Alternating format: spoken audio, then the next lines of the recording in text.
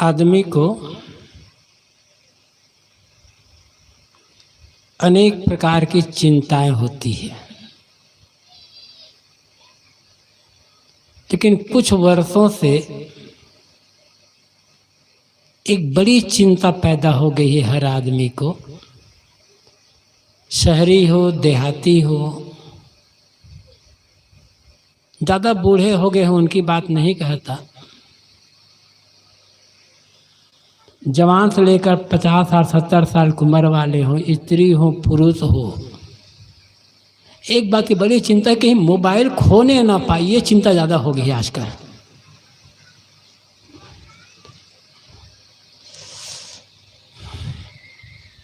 मुद मंगलमय संत समाज, धर्म प्रेमी सज्जनों, श्रद्धा मूर्ति देवियों,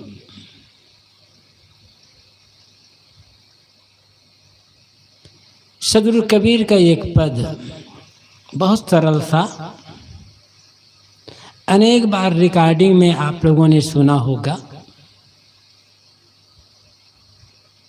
पुनः याद करें। कुछ लेना न देना मगन रहना, 5 तत्व का बना पिंजड़ा, तामे बोले मेरी मैना। गहरी नदियां नाव पुरानी, केवटिया से मिले रहना। तेरा पिया तेरे मन में बसा है, खोल कर देखो नैना। कहत कबीर सुनो भाई साधो, गुरु चरणों से लिपट रहना। आवाज़ थोड़ी कम रखें, ज़्यादा आवाज़ हो गई है।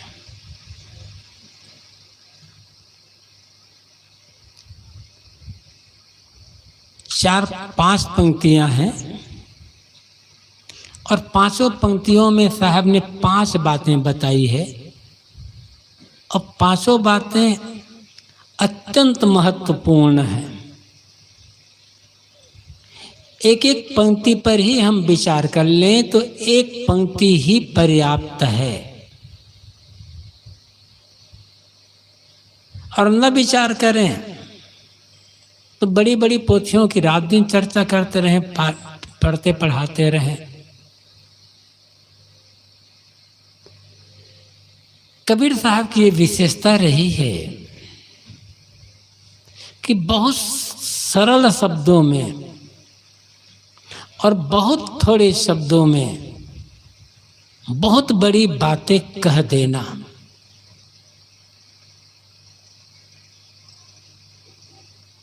गुजरात में एक संत हुए हैं, संत राम जी महाराज। बड़ोदरा और अहमदाबाद के बीच में एक छोटा सा शहर पड़ता है नडियाद।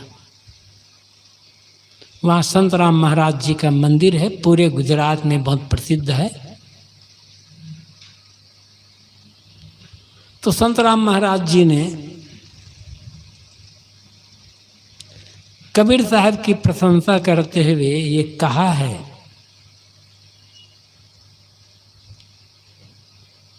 आधी साखी कबीर की कोटि ग्रंथ करी जान,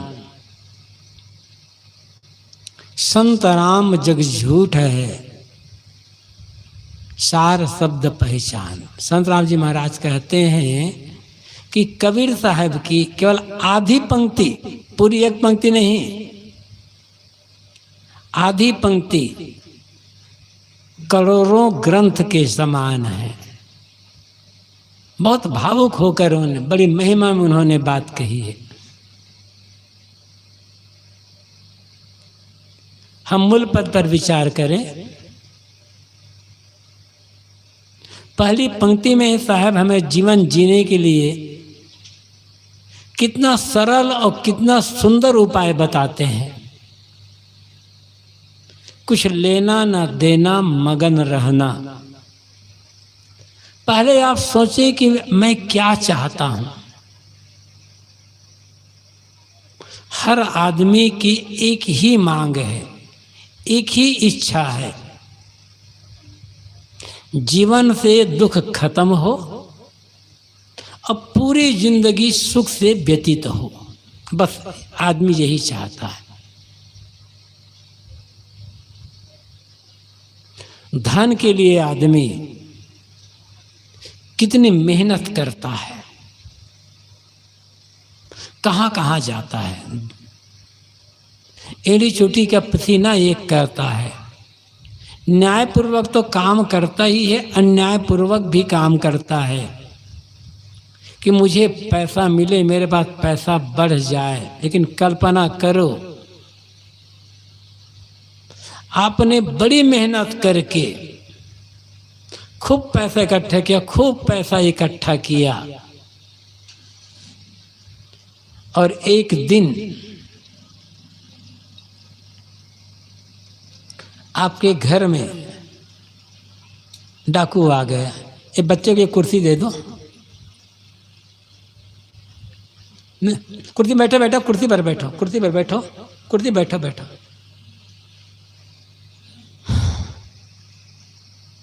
आपने बड़ी मेहनत करके पैसा कमाया और एक दिन डाकू आ गया और आपके सीने पर पिस्तौल सटा करके कहा कि या तो पैसा दे दो या फिर जान ले लूंगा। क्या करोगे? कहोगे भैया पैसा मैंने बहुत बहुत मेहनत करके कमाया, बहुत मेहनत, ये जान तो फ्री में मिली है, आप जान ले लो, यही कहोगे क्या? कि भैया पैसा ले लो, जान छोड़ दो। सोते जान बच जाएगी तो फिर पैसा कमा लेंगे। पैसा से जब आपको दुख मिलेगा तो आप पैसे का त्याग कर देते हो। दुख नहीं चाहिए आपको। कितना प्यारा से प्यारा रिश्ता, निकट से निकट रिश्ता। जरा कल्पना करो, एक युवक युवती है, शादी हुई दोनों की। शादी होने के 8-10 साल बीत गए, कोई बच्चा पैदा नहीं हुआ। तमाम इलाज करवाए, बच्चा पैदा नहीं हुआ। किसी महात्मा के पास गए दोनों, कि महाराज आशीर्वाद दें, कृपा हो जाए कि एक बच्चा हो जाए। महात्मा ने कहा ठीक है, तुम्हारा बच्चा तो हो जाएगा, गारंटी तुम्हारा बच्चा होगा, लेकिन वो बच्चा जन्म से अंधा होगा, गूंगा होगा, लंगड़ा होगा और लूला होगा। चाहोगे? तब कहे महाराज तब रहने दो फिर तो। क्योंकि बच्चे की जिंदगी भर सेवा करने पर सुख नहीं मिलेगा तो क्या करेंगे फिर? तो बच्चा भी नहीं चाहिए आपको। बच्चे से सुख मिलने की आशा हो तब बच्चा चाहिए। अब जिंदगी बच्चा जन्म से अंधा हो, गूंगा हो, बहरा हो, हाथ पैर भी काम ना करते हो, तो ऐसा बच्चा लेकर कौन माँ बाप सुखी होगा?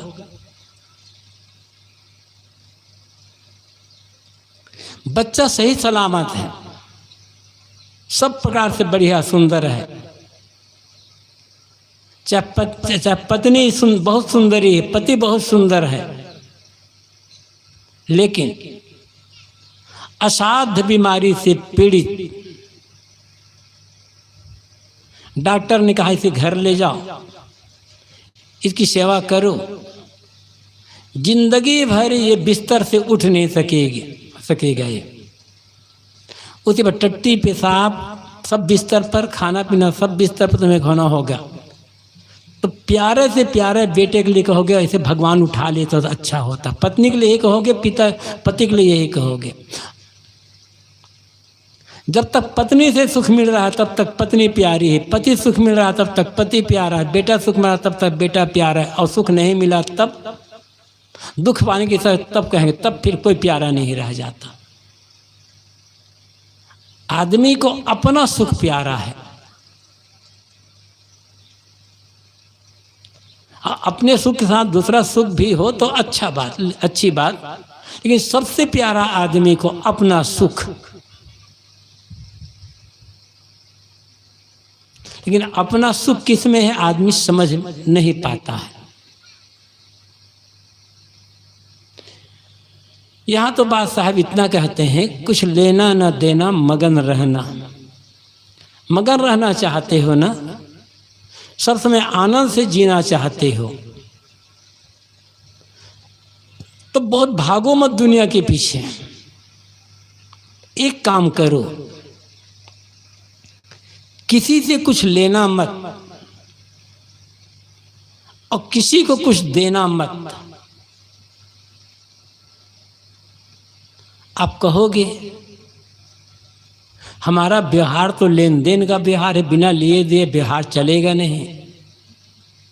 तो साहब ये बाहर के व्यवहार की बात नहीं कह रहे हैं। व्यवहार में तो हर आदमी को कुछ लेना पड़ता है, कुछ देना पड़ता है। किसान अन्न पैदा करता है, धान बेचता है, कपड़ा खरीदता है, दवाई खरीदता है, खाद खरीदता है, तमाम चीज़ें खरीदता है। कुछ दिया, धान दिया, कोई बदले में कुछ दूसरा लिया, ऐसे हर किसी की बात है। तो व्यवहार तो लेन देन का व्यवहार होता है, लेकिन यह बाहरी लेने देने की बात नहीं है। मगन रहना चाहते हो ना, कल बात आई थी, मगन रहना चाहते हो ना तो किसी की बुराई को मत लेना, बराबर किसी की बुराई को मत देखते रहना। कितना निकट से निकट व्यक्ति क्यों ना हो, उसके बराबर उसकी बुराई को देखोगे, चिढ़ आएगी, शिकायत होगी, तनाव बढ़ेगा, व्यवहार कटु हो जाएगा। गलतियां होती है आदमी से, किसी कोई आदमी में गलतियां है तो किसी आदमी को गलत काम करते देख करके वैसा गलत काम स्वयं मत करो। किसी की गलती की नकल मत करो, नकल ही करना है किसी के अच्छाई की नकल करो, उसके अच्छाइयों को अपने जीवन में लो। इतना कर लें तो बात। आदमी की कमजोरी क्या होती है, किसी को अच्छा काम करते देख करके स्वयं भले अच्छा काम ना कर पाए, किंतु किसी को गलत काम करते देख करके आदमी वैसा करने लग जाता है और यही उसके दुख का, इसके गिरावट का कारण बन जाता है।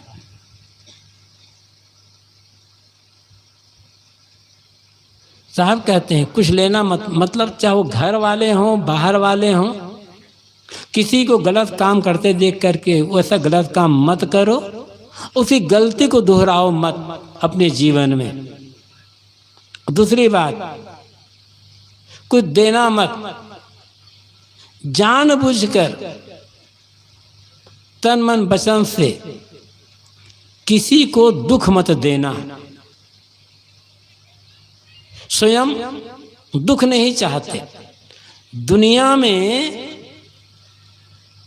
किसी को भी दुख पसंद नहीं है, सबको पसंद सुख ही है। सुख चाहते हैं तो सुख देना शुरू करें, चाहते हैं सुख, देते हैं दुख, कैसे मिलेगा? किसी को दुख दे करके आज तक कोई सुखी नहीं हुआ है। नियम है दुनिया का, जो हम देंगे वही हमें लौट करके मिलेगा। आज नहीं तो कल मिलेगा, लेकिन मिलेगा जरूर। सुख चाहते हैं तो सुख देना शुरू करें, वही लौट करके आएगा। जिस चीज को आप पाना चाहते हो, प्रेम पाना चाहते हैं दूसरों से, सुख पाना चाहते हैं, आदर पाना चाहते हैं, सम्मान पाना चाहते हैं, तो देना शुरू करें। जितना देते जाएंगे, जितना देते जाएंगे, जितना देते जाएंगे, उतना सुख मिलता जाएगा, आदर मिलता जाएगा, सम्मान मिलता जाएगा। देकर देखें तो बहुत सारा रास्ता सुना होगा आप लोगों ने। 4 वेद शास्त्र में पानी ले आते हैं, पानी छिड़क दे दो। पानी है किसी के पास?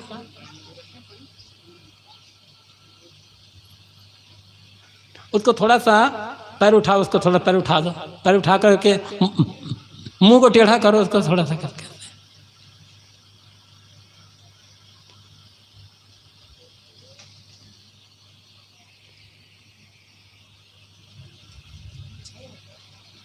है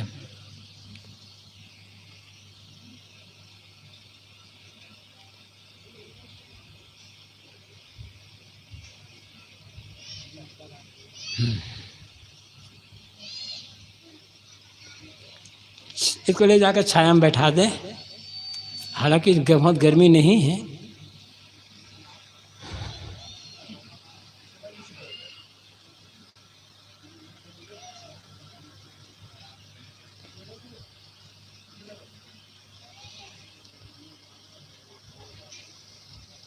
ठीक है, आप लोग थोड़ा उनको इधर करने दो, आप लोग इधर से ध्यान दे दो, थोड़ा छींटा मार दो उनको और कर लो।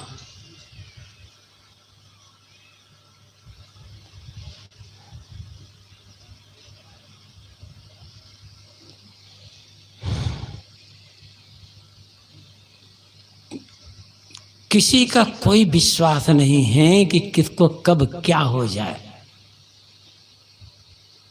इतना क्षणभंगुर जीवन है।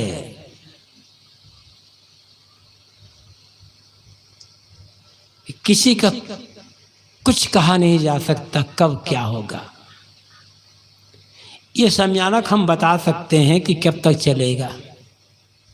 ये माइक बता सकते हैं, किसी गाड़ी को देकर बता सकते हैं, किसी मकान को देकर बता सकते हैं कि कब तक ये रहेगा, लेकिन किसी की जीवन की गारंटी नहीं दी जा सकती कि कब तक रहेगा ये, और कब कैसे क्या हो जाएगा, कब कौन सी बीमारी आ जाए, कब कैसे शरीर में क्या हो, कुछ कहा नहीं जा सकता। इतना क्षणभंगुर है जीवन, इतना कमजोर है जीवन। फिर भी अहंकार कितना ज्यादा है आदमी को। रोज हम देखते हैं हमारी आंखों के सामने से कितने कितने लोग उठ उठ कर चले गए। कितनों की कब्र में मिट्टी देने का अवसर मिला है, कितनों की चिता को जलते देखा है। कभी सोचा है कि एक दिन मेरे लिए भी वो दशा आएगी, और आना पक्का है। दुनिया में कोई ऐसा उपाय नहीं है जिससे हम मौत से बच सकें, और दुनिया में कोई ऐसी ताकत नहीं है जो हमें मौत से बचा सके। जो सांस हम ले रहे हैं, इसको उठा करके अलग ले जाओ, कोई डॉक्टर से इसका पहले इसका ना, इसका पैर उठाओ, तो थोड़ा पैर उठाओ, इसका थोड़ा पैर उठाओ, थोड़ा पैर उठाओ इसको, दोनों पैर थोड़ा थोड़ा, बस ज़्यादा, बहुत ज़्यादा नहीं।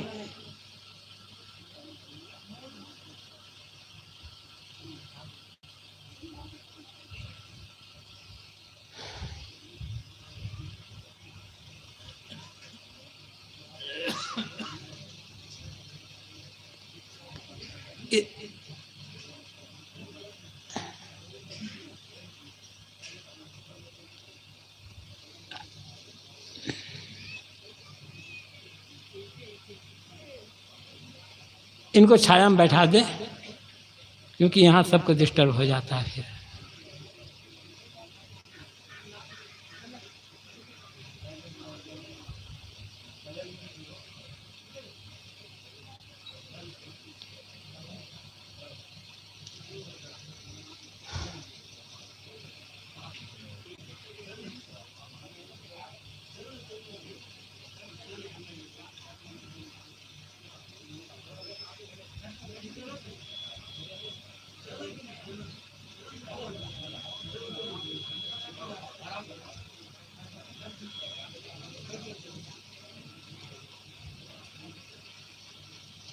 किसी को भी हो सकता है भाई, कुछ कहानी में कह रहा था।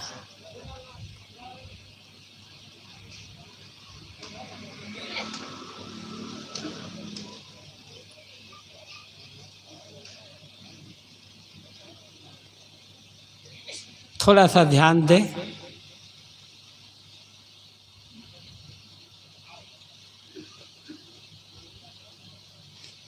कबीर साहब की साखी याद करें।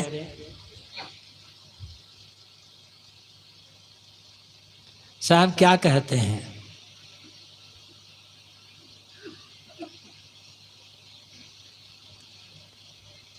इस जीवन की क्षणभंगुरता के बारे में साहब ने कहा है, आज काल दिन कईक में अस्थिर नाही शरीर, कहीं कबीर कस राखियो कांचे बासन नीर। ये जीवन, हमारा शरीर मिट्टी का कच्चा बर्तन है, जरा सा ठोकर लगी, टूट करके गिरा और ऐसा गिरेगा कि फिर जुड़ने वाला नहीं है। इसलिए बड़ी सावधानी के साथ जीवन जीने की आवश्यकता है। अपने पास जो चीजें हैं उनका अहंकार न करें और किसी गरीब दुखी को देखकर उनका तिरस्कार न करें। कबीर गर्व न कीजिए और न हंसिए कोई, अजहू नाव समुद्र में ना जाने क्या हो। धन जवानी पद प्रतिष्ठा बल बुद्धि का अहंकार न करें और अपने से कमजोरों को देखकर उनकी हंसी न करें, क्योंकि अभी भी तुम्हारी नाव समुद्र के बीच में है। कब एक बड़ी सी लहर आ जाए और तुम्हारी नाव डूब जाए। बहुत सावधानी की आवश्यकता। मैं कह रहा था, साहब कहते हैं सुख चाहते हो तो किसी को दुख मत दो, सुख चाहते तो सुख दो। जीवन का प्रकृति का नियम है, प्रकृति का गणित है। जो चीज हम जितना ज्यादा देंगे उतना ज्यादा हमें मिलता चला जाएगा, एक नहीं अनेक गुना। आप सब अधिकतम किसान बैठे हो, खेत में जितने बीज आप डालते हैं खेत आपको कई गुना दे देता है। ऐसे हम जो कर रहे हैं अच्छे बुरे कर्म, उसके कई गुना रूप में हमें मिलेगा। दो बात, बहुत साधारण सी बात, लेकिन बहुत जीवन जीने का सुंदर तरीका। सुख से जीना चाहते हो तो किसी की बुराई की नकल मत करना, किंतु अच्छाई देख करके अच्छा काम करना और किसी को दुख मत देना। जो बन सके सुख आदर सम्मान दो, फिर जीवन पर्यंत सुख से जीते चले जाओगे। अब दूसरी बात साहब कहते हैं, 5 तत्व का बना पिंजड़ा तामे बोले मेरी मैना। मिट्टी पानी आग हवा आकाश, ये 5 तत्व हैं। इनसे शरीर बना हुआ है, किंतु महत्व शरीर का नहीं है। शरीर के अंदर निवास करने वाला जो जीव है, चेतन आत्मा, महत्व उसका है। आपके घर में कोई एक पिंजड़ा है और सोने का पिंजड़ा है, किंतु उस पिंजड़े में कोई पक्षी नहीं, खाली दरवाजा लटका हुआ है, तो उस पिंजड़े की क्या कीमत होगी, पिंजड़े की क्या शोभा होगी। भले ही लोहे का पिंजड़ा हो, पक्षी बैठा हुआ हो, तब उस पिंजड़े का महत्व है, पिंजड़े की कीमत है। ऐसे ही सुंदर से सुंदर जवान शरीर हो, उस शरीर का महत्व तब तक है जब तक इसमें जीव रूपी पक्षी का निवास हो रहा है। और जीव रूपी पक्षी उड़ गया तो जवान शरीर का भी क्या महत्व है, वो तो मिट्टी है। फिर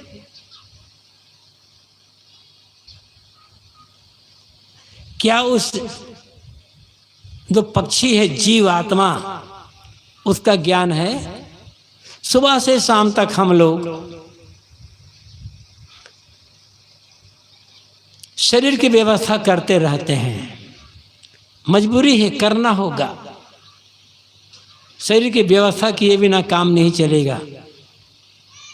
स्नान ध्यान साफ सफाई खाना पीना दवाई ये सब करना होगा। किस लिए? इस शरीर के भीतर जो जीव बैठा हुआ है, उस जीव के सुख के लिए, उसके शांति के लिए, उसके कल्याण के लिए, ताकि शरीर स्वस्थ रहे। तो इस स्वस्थ शरीर से सेवा भक्ति का काम करके हम आत्म कल्याण का काम कर सके, अपने बंधनों को काट करके दुखों से छुटकारा पा सके। और यही काम नहीं होता है, बाकी सब काम हो जाता है। शरीर का ज्ञान हर किसी को शरीर का ज्ञान है, किंतु शरीर के भीतर बैठा हुआ जो जीव है, आत्मा है, चेतन है, जो राम है, उसका ज्ञान बिरले बिरले को होता है। उस जीव का, उस चेतन राम का ज्ञान न होने के कारण आदमी कहाँ कहाँ भटक रहा है, पूरी दुनिया भर में घूम कर आ जा रहा है, किंतु शांति नहीं मिल रही है। और उस जीव का ज्ञान हो जाए, अपनी चेतन आत्मा का ज्ञान हो जाए, तो कहीं भटकने की आवश्यकता नहीं है। फिर तो जहां है वहीं कल्याण का काम किया जा सकता है। साहब कहते हैं ये पिंजड़ा सच नहीं है, सच तो है इस पिंजड़े के भीतर निवास करने वाला जीव चेतन, उसके रहने पर इसका महत्व है। इस शरीर में जब तक जीव है तब तक माता माता है, पिता पिता है, बेटा बेटा है, पत्नी पत्नी है, पति पति है, गुरु गुरु है और शिष्य शिष्य है। और जीव निकल जाए तब माँ माँ नहीं रह जाती, पिता पिता नहीं रह जाता, पत्नी पत्नी नहीं रह जाती, पति पति नहीं रह जाता, बेटा बेटा नहीं रह जाता, गुरु गुरु नहीं रह जाता। कहते हैं भैया तुम मिट्टी पड़ी है। उस मिट्टी के लिए कितनी चिंता है, और जिस मिट्टी के भीतर जो सोना बैठा हुआ है, उस सोने की रक्षा के लिए हम क्या कर रहे हैं? कुछ भी नहीं, उसका तो ज्ञान ही नहीं है। इस मिट्टी की रक्षा करें, व्यवस्था करें। क्यों? इसके भीतर जीव रूपी जो सोना है उसकी रक्षा के लिए, उसके कल्याण के लिए।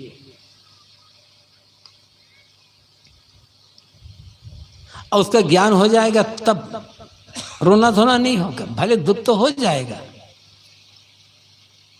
किसके लिए रोते हैं? इसे तो आजकल मिट्टी में मिलना ही, सबका मिला, हमारा भी मिल जाएगा, हमारे संगे साथी का भी मिल जाएगा। आप सब जानते हो बाली के राम के बाण से जब बाली की मृत्यु हुई तो तारा विलाप करने लगी। तारा को विलाप करते देखकर राम ने तारा को समझाया है, कहा है, ये रामचरितमानस में है, वाल्मीकि रामायण में ऐसा है नहीं, लेकिन कहीं भी हो। राम कहते हैं तारा तुम रो रही हो, ये बताओ किसके लिए रो रही हो? शरीर के लिए रो रही हो या जीव के लिए रो रही हो? क्षितिजल पावक गगन समीरा, पंच रचित यह अधम शरीरा। मिट्टी पानी आग हवा आकाश, इससे ये अधम शरीर का निर्माण हुआ है। अब यदि शरीर के लिए रोती हो तो प्रगट सो तन तो आगे सोया। शरीर के लिए रोती है तारा, तो शरीर तो सामने पड़ा हुआ है, रोना बेकार है, ले जाओ इस शरीर को। और यदि जीव के लिए रोती हो तो जीव नित्य, तुम के ही लोग रोया, जीव तो नित्य है, जीव तो अमर है, जीव तो कभी मरता नहीं है। जो कभी मरता नहीं है उसके लिए तो रोना बेकार है। जितना हमें शरीर के लिए मोह होगा, हमारी बुद्धि शरीर तक ही केंद्रित रहेगी, उतना ही हमारा रोना धोना ज्यादा होगा। और इस शरीर में रहते रहते जीव आत्मा का ज्ञान हो जाएगा तो शरीर की सारी व्यवस्था करना है, किंतु शरीर के लिए फिर रोना नहीं होगा। जब तक है जीवन तब तक प्रेम, सेवा, समता, एकता का व्यवहार कर लो। बस जीवन ऐसा जिए, आप घर में जितने भी लोग हों या कहीं भी जितने भी लोग हैं, आपस में ऐसा सुंदर प्रेम पूर्वक व्यवहार कर लें, आदर का व्यवहार कर लें छोटे बड़े सबके साथ, कि जब बिछुड़ना हो तो पश्चाताप ना करना पड़े कि मैंने उनके लिए मैं ऐसा नहीं कर पाया। और ऐसा प्रेम का व्यवहार करना है कि समझो कि ये जीवन के पश्चात हमारी मुलाकात नहीं होना है, पक्का नहीं होना है। ये शरीर छूटा फिर ये मुलाकात नहीं होना है, ये रिश्ते नाते नहीं रहना है। वैसे भारतीय परंपरा में कहा जाता है पति पत्नी का रिश्ता 7 जन्म का रिश्ता होता है। ये कहावत आपस का प्रेम बढ़ाने के लिए है। कोई जानता है क्या? किसी ने देखा है क्या कि एक दूसरे के प्रति प्रेम बना रहे, एक दूसरे के लिए समर्पण भाव बना रहे, एक दूसरे के लिए आदर बना रहे? इसलिए ऐसा कहा जाता है कि पति पत्नी का रिश्ता 7 जन्म का होता है। या एक जन्म ठीक से निभा लो तो पहले 7 जन्म बाद में बात होगी। यहाँ जो लोग बैठे हैं ना, अभी जिनकी शादी हुई होगी 6-8 महीना, साल, 2 साल, 3 साल पहले, उनकी बात मैं नहीं कहता। जिन लोगों की शादी 5-7 साल, 10 साल पहले से हो चुकी है, चाहे वो अभी जवान हो या बुजुर्ग लोग बैठे हैं, उन लोगों से कहना है जब आप अपने घर में, अपने कमरे में केवल पति पत्नी 2 ही हों और दोनों एक दूसरे से पूछना, पत्नी पति से पूछे कि कहो जी कि पंडित लोग, महात्मा लोग कहते हैं पति पत्नी का रिश्ता 7 जन्म का होता है, क्या आप मानते हो? और पति अपनी पत्नी से पूछे तो क्या हम लोग 7 जन्म तक रहेंगे? दोनों क्या कहेंगे? ये आखिरी जन्म है और नहीं है।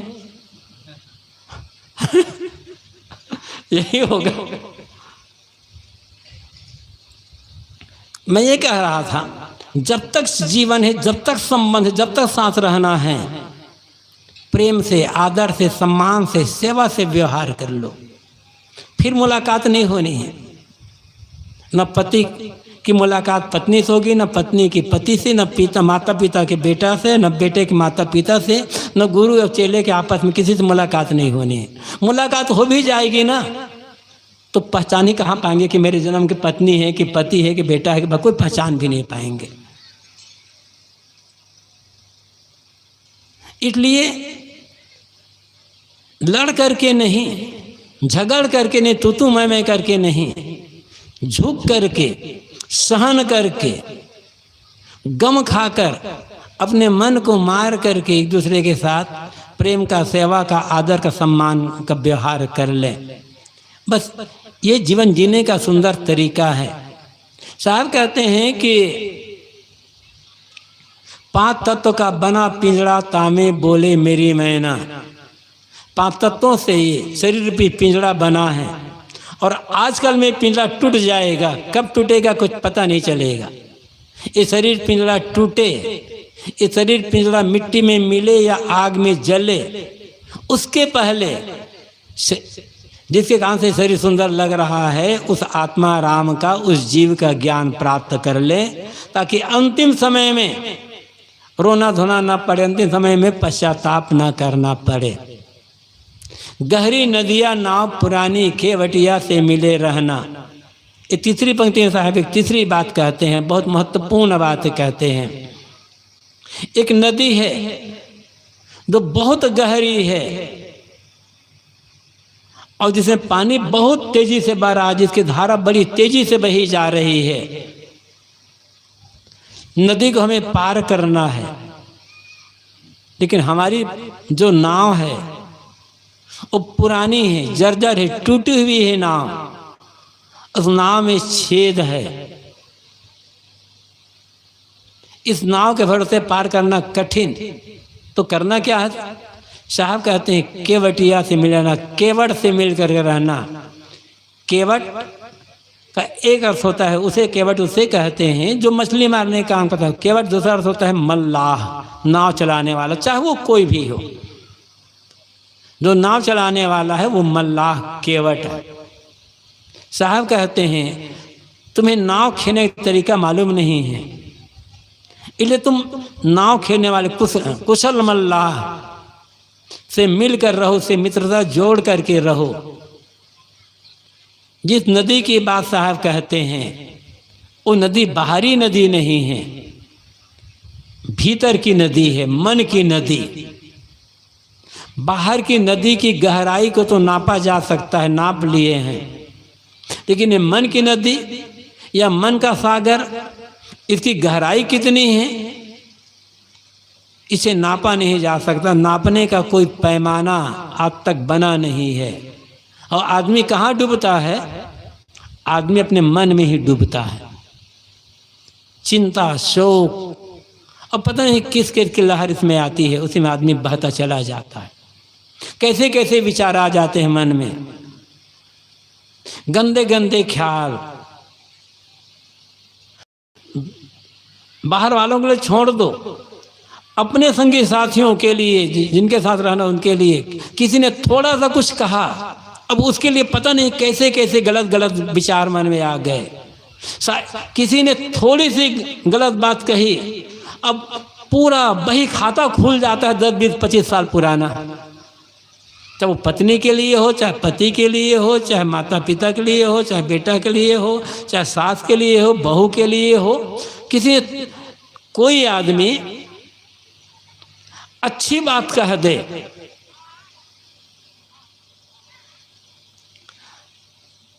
तो अच्छी बात कहेगा, तो साल भर पहले, 2 साल पहले, 3 साल पहले कितनी कितनी अच्छी बात कही इसकी याद नहीं होगी,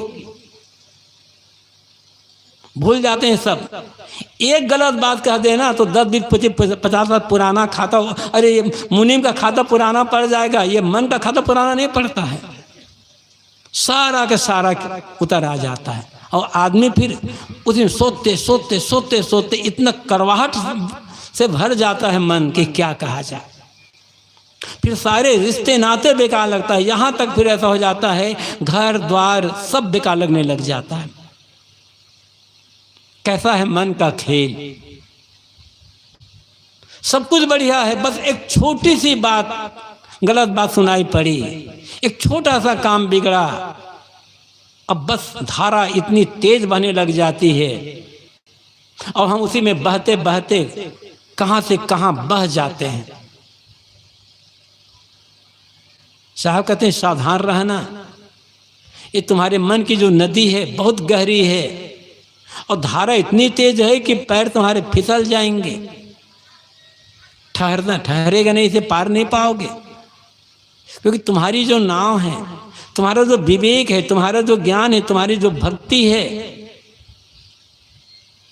तुम्हारा जो साहस है, संकल्प है, ये सब बहुत कमजोर हैं। थोड़ा सा लोभ आता है, थोड़ा सा भय आता है, सब भूल जाते हैं। सत्संग में बैठते हैं और जब ज्ञान की बातें सुनते हैं तो लगता है हाँ अब ऐसा ही जीवन जीऊंगा, ऐसा ही काम करूंगा। और यहाँ से जब उठे थोड़ा सा लोभ आया, बस ज्ञान की सारी बातें भूल गई और हम लोभ में बह गए। सदगुरु कबीर कहते हैं केवटिया से मिले रहना। केवट मल्लाह वो कौन है? सदगुरु संत, उनसे मिल करके रहो, मतलब उनसे मित्रता जोड़ो। तात्पर्य है बराबर ज्ञान की बातें सुनते रहो, संतों गुरुजनों से मिलते जुलते रहो। कहीं ना कहीं तो अपने सिर को झुकाना होगा और किसी न किसी को तो मार्गदर्शक मानकर उसके अनुसार से काम करना होगा। याद रखें, किसी भी मत पंथ का मानने वाला व्यक्ति हो, खाली ये केवल पंथ की बात नहीं है, कोई भी मत पंथ संप्रदाय हो, जो लोग संतों से जुड़ करके रहे, मिलते जुलते रहे, सेवा भक्ति का काम करते रहे, उन लोगों को पीछे नहीं देखना पड़ा है। और जो लोग संतों से दूर होते गए, सेवा भक्ति सत्संग का काम छोड़ते गए, फिर धीरे धीरे परिवार कहाँ कितना बिखर जाता है, कितनी बर्बादी हो जाती है, प्रत्यक्ष देखा जा सकता है। हमारे गुरुदेव जी कहा करते थे, संतों से मिलने का फल क्या होता है, सही ढंग से जुड़े रहें, श्रद्धा प्रेम सेवा भक्ति की डोर से अपने को उनसे बांध कर रहें, तो परिणाम क्या होगा। गुरुदेव उदाहरण दिया करते हैं। आप लोगों ने देखा होगा कहीं रेलवे स्टेशन पर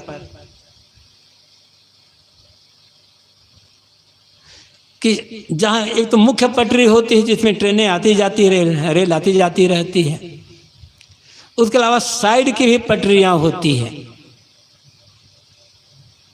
और साइड की पटरी में कितने रेल के डिब्बे खड़े रहते हैं, 2 साल 4 साल 10 साल, साढ़े तो उसमें जंग भी लगने लग जाते हैं।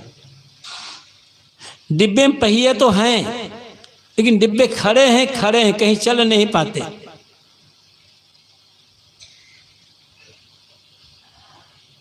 कई साल तक खड़े रह जाते हैं। लेकिन वही डिब्बे जब किसी इंजन से जुड़ जाते हैं, तब होता क्या है, वे डिब्बे इंजन से जुड़ करके वहां पहुंच जाते हैं जहां इंजन पहुंचता है। केवल करना क्या है, इंजन से जुड़ना भर है डिब्बों को, और जब तक नहीं जुड़े तब तक जहां के तहां पड़े हैं, और जुड़ गए इंजन से तब जहां इंजन पहुंचा डिब्बे वहां पहुंच जाते हैं। उदाहरण है, गुरुदेव जी कहा करते थे, ये जितने भक्त हैं ये सब डिब्बे के समान हैं। और जो संत हैं, संत से मतलब केवल कपड़ा पहनने वाला संत मैं नहीं कहता है, जिनमें सचमुच में जो संत हैं, संत गुण जिनमें है, जिनका जीवन संतत्व से भरा हुआ है, जिनका मन शांत है, जो त्याग बैराग वाले हैं, सद्गुण सदाचार वाले हैं, कहीं के भी हो, किसी मत पंथ के हों, सच्चे संत वो इंजन के समान होते हैं। और जब भक्त रूपी डिब्बे वो संत रूपी इंजन से जुड़ जाते हैं सेवा भक्ति द्वारा, तो धीरे धीरे वहां पहुंच जाते हैं जहां संत पहुंच जाते हैं। आवश्यकता जुड़े रहने की है। और कहीं आप जानते तो हैं, कहीं देखा होगा, सुना होगा अखबार में, इंजन दौड़ता चला जा रहा है, बीच के जो कपल है वो टूटा, डिब्बे खड़े रह गए, इंजन चला गया। ऐसे ही हम जुड़े तो रहते हैं, लेकिन किसी कारण से गुरु ने बात नहीं मानी हमारी, गुरु ने जैसा हमने कहा वैसा गुरु जी हमें समय नहीं दिया, संत ने बात नहीं मानी, डोर टूटी, इंजन आगे बढ़ गया, डिब्बा जहाँ के तहाँ खड़े रह गए। सदगुरु कबीर कहते हैं, गहरी नदियां नाव पुरानी केवटिया से मिले रहना। ये मन की जो नदी है बहुत गहरी, मन का थाह लगाना बहुत मुश्किल काम है। कैसे कैसे मन सोचता है आपका, सुबह से शाम तक कभी विचार करते हैं, कैसे कैसे गलत विचार आ जाते हैं मन में, पराए बहू बेटी को देखकर, पराए रुपये पैसे को देखकर, पराए के जमीन जायदाद को देखकर, पराए के मान सम्मान को देख करके ईर्ष्या द्वेष लोभ मोह विषय विकार वासना क्या क्या आते हैं मन में, और आदमी डूबता चला गया उसी में चला जाता है। फिर जीवन इतना डूब जाता है कि उठने का नाम नहीं लेता, आदमी उबरने का नाम नहीं ले पाता। साहब कभी से बचना चाहते हो तो केवट है संत सदगुरु। बिना रे खेवैया नैया कैसे लागे पार हो। नाव तो है, नदी भी है, नाव में पतवार भी है या बांस है, लेकिन हमें खेने का तरीका ही नहीं आता, नाव चलाना ही नहीं आता। और बिना नाव चलाने का ज्ञान प्राप्त किए नाव में बैठे और हाँक दे उस धारा में, तो डूबने और बहने के अलावा कोई चारा नहीं बचता है। लेकिन मल्लाह है, कुशल मल्लाह, हम चुपचाप बैठे हैं निश्चिंत, करना कुछ नहीं होता। फिर हम इस पार से उस पार पहुंच जाते हैं। साहब कहते हैं केवल बस संत गुरुजन जो रास्ता बता रहे हैं उस रास्ते पर चलते रहें। एक दिन ऐसा होगा इस भवसागर से पार हो जाएंगे और कल्याण मिल जाएगा। तेरा पिया तेरे मन में बसा है, खोल कर देखो नैना। साहब चौथी बात इस पद में बताते हैं। पिया, यहाँ पिया कर होता है पति, यहाँ अर्थ है ईश्वर, भगवान, परमात्मा, मालिक, उसी का मोक्ष, कल्याण, मुक्ति, गति कह सकते हो। साहब कहते हैं जिस ईश्वर को ब्रह्म परमात्मा को तुम खोज रहे हो, जो मोक्ष को बाहर खोज रहे हो, मुक्ति गति को बाहर खोज रहे हो, कल्याण को बाहर खोज रहे हो, वो बाहर कहीं नहीं है, भीतर है। खोल कर देखो ना, कहते हैं विवेक और विचार के नेत्रों को खोल करके देखो, विचार करो और विवेक करो। किसी ने कहा है उसे आंख बंद करके मानो मत। आत्म साक्षात्कार, ब्रह्म साक्षात्कार, ईश्वर साक्षात्कार या ईश्वर की प्राप्ति या मोक्ष की प्राप्ति जिसे भी हुई है भीतर ही हुई है, क्योंकि बाहर नहीं हो। सबके हृदय में परमात्मा बैठा हुआ है। हम विवेक विचार नहीं करते, हम मानते तीर्थों में है, तीर्थों में है नहीं कहीं पर। वहां पंडित पुजारी हैं, नदी नाले हैं, पेड़ पहाड़ है, किसी महापुरुष का मंदिर बना, वहां मूर्ति है, प्राकृतिक दृश्य है। इसलिए तीर्थों में जाना गलत नहीं है। रोज रोज घर में काम करते करते मन उब जाता है लोगों के व्यवहार से, काम धाम से। तो कुछ दिन समय निकाल कर तीर्थ यात्रा के लिए गए तो घर के खटपट से थोड़ी बचत हो गई कुछ दिनों के लिए, 2, 4, 6 दिन, 10 दिन, जितना दिन आप बाहर रहते हो। वहां जाते हो, वहां प्राकृतिक वातावरण है, देखते हो मन आनंद से भर जाता है। संत महात्मा मिलते हैं, उनके पास बैठते हो तो ज्ञान की बातें सुनने को मिलती है। जीवन कैसे जीना है इसकी कला सुन का ज्ञान होता है। और कोने कोने तीर्थ बनाए हैं, तो जहाँ तीर्थ जैसे यहाँ से जगन्नाथ गए या तो द्वारका गए, रामेश्वर गए, बद्रीनाथ गए, तो वहाँ की संस्कृति क्या है, वहाँ की सभ्यता क्या है, इसका ज्ञान होता है। वहाँ के लोगों का रहन सहन कैसा है, इसका ज्ञान होता है। और उस तीर्थ में भारत के कोने कोने से लोग आए होते हैं, उनसे मिलना जुलना होता है, तो उनकी संस्कृति सभ्यता का ज्ञान होता है। आपस में मेल जोल बढ़ता है, राष्ट्रीय भावना बढ़ती है, और ये पता चलता है कि हमारा भारत देश इतना बड़ा होते हुए भी अनेकता में एक कैसे है। तो इन दृष्टियों से तीर्थों में जाना गलत नहीं है। लेकिन आप ये सोचो कि चूल्हा पथरा छोटा सा गांव है, यहाँ कहाँ परमात्मा मिलेगा। परमात्मा जगन्नाथ में मिलेगा, द्वारका में मिलेगा, प्रयाग में, काशी में मिलेगा, गया में मिलेगा, बद्रीनाथ केदारनाथ में मिलेगा। तो आप बिल्कुल धोखे में हो। यदि चूल्हा पथरा की जमीन पर आपको परमात्मा नहीं मिल सकता है तो दुनिया में कहीं भी नहीं मिलेगा,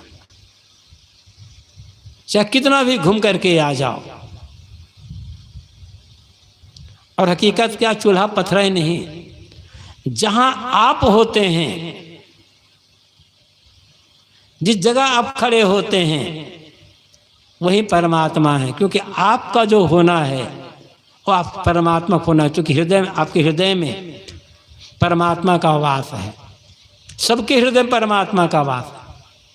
लेकिन हम बाहर खोजते हैं, भीतर नहीं खोज पाते। कहा जाता है, कहानी से रूपक है समझाने के लिए, जब भगवान ने दुनिया बनाई, अब सब हो गया, तो आदमी तो जानते हो आदमी कितना लोभी है और कितना दूरसंकर से भरा हुआ है। लोग एक के बाद एक भगवान पर जाना, भगवान हमारा ये काम पूरा नहीं, हमारा ये काम नहीं, हम आपने उनको इतना दिया, हमें इतना नहीं दिया। शिकायत करने पहुंच गए, मांगने पहुंच गए। लोगों की ये शिकायत और मांगने से भगवान परेशान हो गए। क्या करूं, कहाँ जाऊं जहां आदमी न पहुंच पाए, आदमी खोज ना पाए। सोचा आकाश में चला जाता हूँ, लेकिन सोचा कि वहाँ भी चंद्रमा में पहुँच गया, लोग मंगल यात्रा कर ले, हम वहाँ भी खोज लेंगे मुझे। बड़े बड़े रॉकेट बना रहे हैं, गड़बड़ हो जाएगा। हिमालय की गुफा में चला जाऊँ, सोचा वहाँ भी बड़े बड़े तपस्वी लोग, साधु महात्मा लोग पहुँच जाते हैं, वहाँ भी हो जाएगा। सोचा कि समुद्र गहराई में चला जाऊँ, तो कि गोताखोर बड़े बड़े गोताखोर पहुँच जाएंगे, बड़े बड़े समुद्री जहाज बना लेंगे, वहाँ पहुँच जाएंगे। सोचता रहा भगवान, सोचता रहा कि कहाँ जाऊँ, लेकिन हर जगह सोचा कि अमुक जगह जाऊँ। लगा तो आदमी तो वहाँ भी पहुँच जाएंगे खोदते खोदते। अब एक पहुँचा तो पता नहीं कितने लोग पहुँच जाएंगे। बहुत चिंता में हुआ। तब किसी ने कहा भगवान एक जगह है कि आदमी सब जगह खोजेगा, वहाँ नहीं खोजेगा। ये कौन? आदमी के दिल में चले जाइए बस। तो कहते हैं आदमी भगवान आदमी के हृदय में जाकर बैठ जाता। आदमी सब जगह खोजेगा, अपने हृदय में नहीं खोजता। लेकिन कबीर साहब क्या कहते हैं, दिल माँ खोज दिल ही माँ खोजो, यही करीमा रामा। करीम और राम, ईश्वर और परमात्मा, ब्रह्म और खुदा, मोक्ष और कल्याण तुम्हारे दिल में है, इसलिए दिल में ही खोजो, बाहर नहीं है। वस्तुवंते खोजे यंते क्यों कर आवे हाथ, सज्जन सोच राहिए पारख राखे साथ। वस्तु कहीं और हो, चीज कहीं और हो, मिलेगी कैसे? जो चीज जहां है वहीं खोजें तो वो चीज मिलेगी। परमात्मा बैठा है हृदय में, खोज रहे हैं मंदिरों में, तीर्थों में, नदियों में, वहां कहां से मिलेगा? इसलिए हृदय में तेरा पिया तेरे मन में बसा है, खोल कर देखो नैना। विवेक विचार की आंखों को खोल करके देखो कि तुम्हारा परमात्मा तुम्हारे हृदय में बैठा हुआ है। अस प्रभु हृदय अछत अविकारी। तुलसीदास भी आखिर अंत में वही बात कहना पड़ा। जो अविकारी प्रभु है, निर्मल प्रभु, शुद्ध जो प्रभु है, कहाँ है? अछत कहाँ है? हृदय में बैठा हुआ है। गीता में श्री कृष्ण कहते हैं ईश्वरा सर्वभूतानां हृदय से अर्जुन तिष्ठति। अर्जुन ईश्वर सभी प्राणियों के हृदय में बैठा हुआ है। तब बाहर क्यों खोदते हैं? जो तिल माही तेल है, जो चकमक में आग, तेरा साईं तुझ में जाग सकी तो जाग। ये कबीर साहब कहते हैं। और साहब तो ये भी कहते हैं घट घट में वो साईं बसत है, कटुक वचन मत बोल रहे। जिस साईं को, जिस परमात्मा को, जिस भगवान को तुम खोज रहे हो, वो घट घट में बसा हुआ है। प्रत्येक घट में, मेरे घट में, आपके घट में, निर्गुण रूप में, निराकार रूप में भगवान। जो भगवान के दो रूप में, एक निर्गुण निराकार रूप माना है, एक सगुण साकार रूप माना है। तो निर्गुण निराकार रूप में ईश्वर ब्रह्म परमात्मा सबके हृदय में बैठा हुआ है, और सगुण साकार रूप में सामने बैठे हुए हैं। इधर देवियां भगवती बैठी है, इधर देवता भगवान बैठे हैं। सगुण साकार परमात्मा कहीं आपको मिलेगा तो बाहर मिलेगा, इन प्राणियों के रूप में मिलेगा। और निर्गुण निराकार मिलेगा तब हृदय में मिलेगा। गीता में आप लोगों ने सुना होगा, गीता पढ़ा भी होगा, महाभारत सीरियल जब चढ़ा था तब आप लोगों ने देखा होगा कि श्री कृष्ण ने अर्जुन को अपना विराट रूप विश्वरूप दर्शन करवाया था। वो तो सिनेमा में दिखाया, वो तो बनावटी है। उससे बहुत पहले, गीता से बहुत पहले ऋग्वेद में विराट पुरुष का वर्णन आता है और ऋग्वेद दुनिया की सबसे प्राचीन पुस्तक मानी जाती है। उसमें कहा गया है सहस्र पुरुषा शीर्षा सुरक्षा सहस्रपाद सब भूमि विश्वतो वृत्तात् अतिष्ठ दशांगुलम। वो तो विराट पुरुष भगवान हैं, उसके हजारों आंखें हैं, हजारों हाथ पैर हैं, हजारों सिर है। सहस्र पुरुषा शीर्षा, उस विराट पुरुष के हजारों नहीं असंख्य गणना नहीं कर सकते। उस भगवान कितने सिर हैं विराट पुरुष भगवान के? असंख्य, अनगिनत। उतने हाथ पर हैं अनगिनत, उतनी आंखें हैं अनगिनत। सब भूमो विश्वतो वृत्तात्। और भगवान कहाँ है? पूरी दुनिया में फैला हुआ है वो भगवान। अनुभव कहाँ होगा? अतिष्ठ दशांगुलम। अनुभव करना चाहते हो, साक्षात्कार करना चाहते हो, दर्शन करना चाहते हो तो 10 अंगुल ऊपर।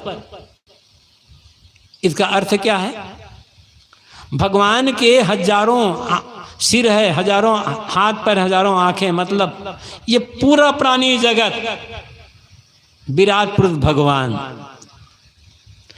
आदमी की गणना किए हैं 7.5 अरब से ज़्यादा, 7.25 अरब के आसपास आज दुनिया में हैं। दुनिया में करीब 8 अरब से कम मनुष्य हैं।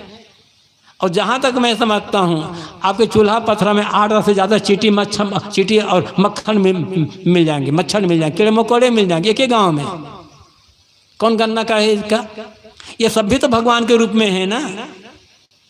तो इसलिए कहा गया है असंख्य, जितने प्राणी हैं सब विराट पुरुष भगवान के एक एक हाथ पैर हैं।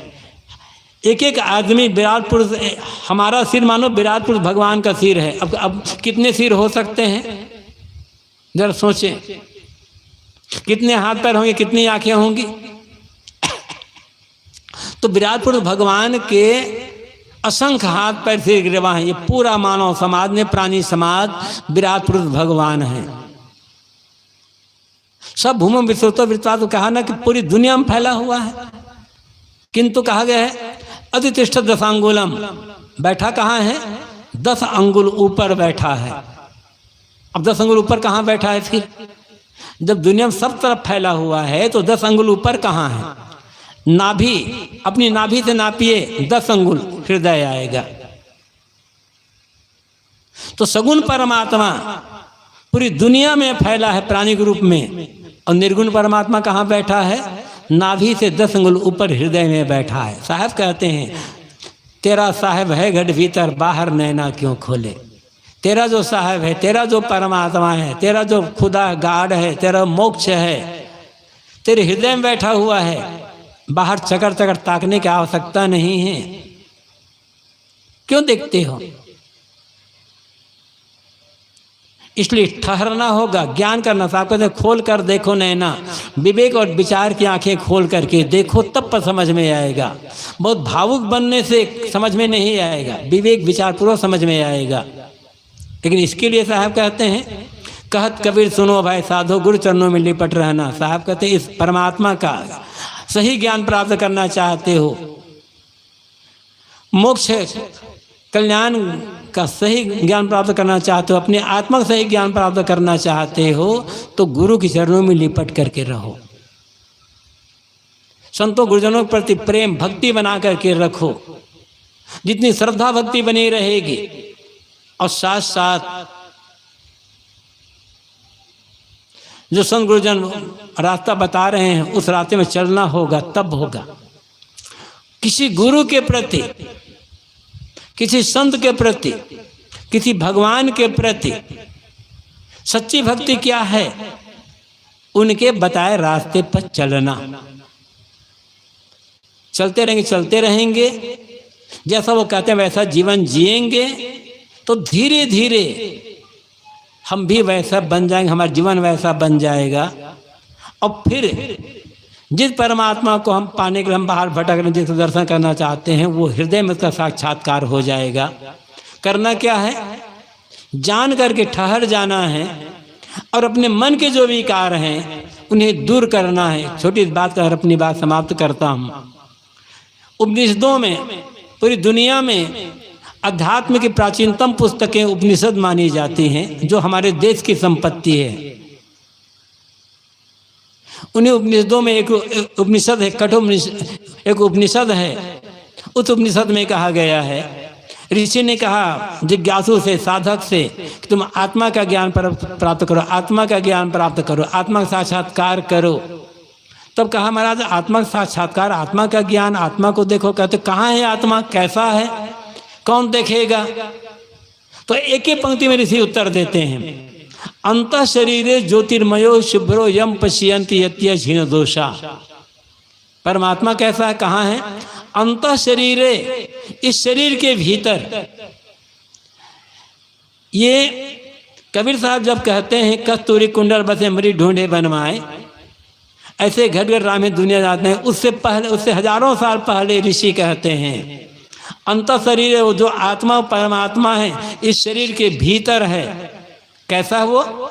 ज्योतिर्मय शुभ्र, ज्योतिर्मय है। कबीर साहब क्या कहते हैं? अंतर ज्योति, वो बाहर की ज्योति नहीं, वो भीतर की ज्योति है। वो ऋषि भी यही बात कर रहे हैं, वो ज्योतिर्मय है, प्रकाश स्वरूप है, ज्ञान शुभ्र है, निर्मल है।